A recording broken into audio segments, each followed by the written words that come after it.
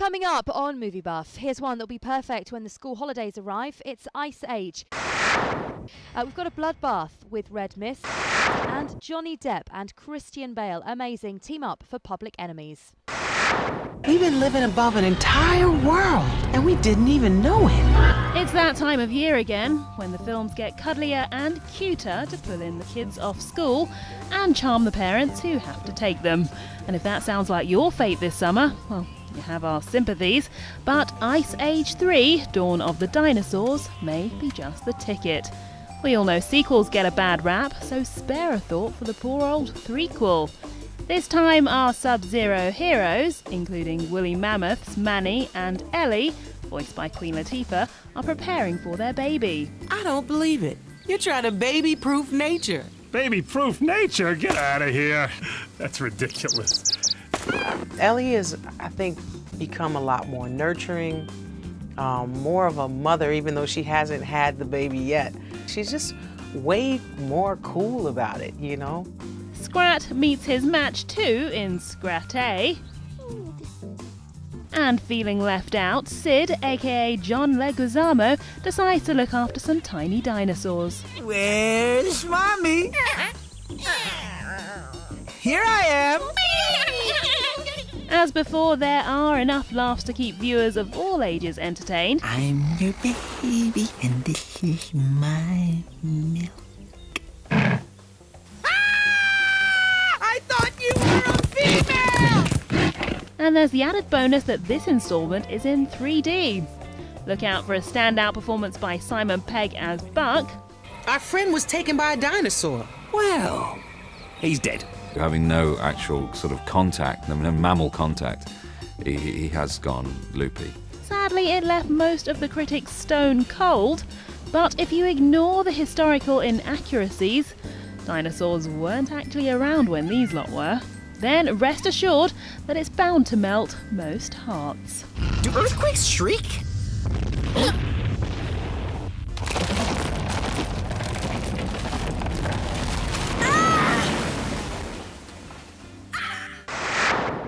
Horror fans, prick up your ears as there's a new gory offering for you to devour.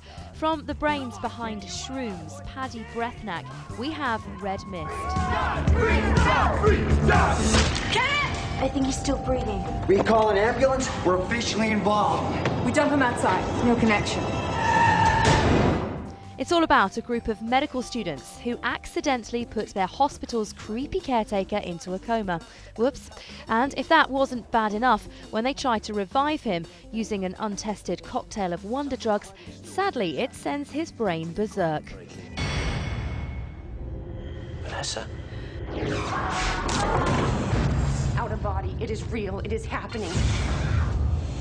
He infects them. Then he kills. Starring a host of young up-and-coming talent, including primeval actor Andrew Lee Potts, the film gets pretty dark as our crazy caretaker possesses each student. It's a bit of a bloodbath, but then if that's your thing, make sure you're prepared to be scared and head to the cinema for Red Mist. How long did it take you to go through a bank? About 1 minute, 40 seconds. Flat.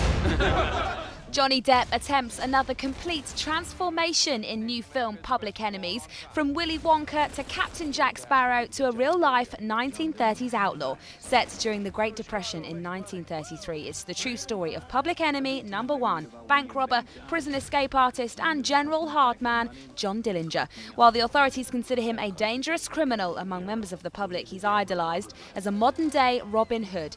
To combat the rise in crime seen at the time, the FBI is born, created by J. Edgar Hoover and led by top agent Melvin Purvis, played by Christian Bale. Their mission: to track down Dillinger. His expert skills at evading capture for so long mean Bale and Depp hardly appear on screen together, and even filming their one main scene, the pair were so dedicated to the portrayal of their characters. Director Michael Mann confirms they barely spoke off camera. They weren't together, not to make a myth out of it, they weren't together, they didn't have that many scenes together. Is that the kind of the dedication you think that is needed to get performances absolutely. like that? Yeah, I mean, they had that one scene together, which was very brief. They had the one scene together, and it's a difficult scene. I mean, Johnny, as Dillinger, is trying to find out how he thinks, because if he understands how Purvis thinks, Purvis may do something, and Dillinger won't know what his intent is. But if the more he knows about him, the more he could second guess him.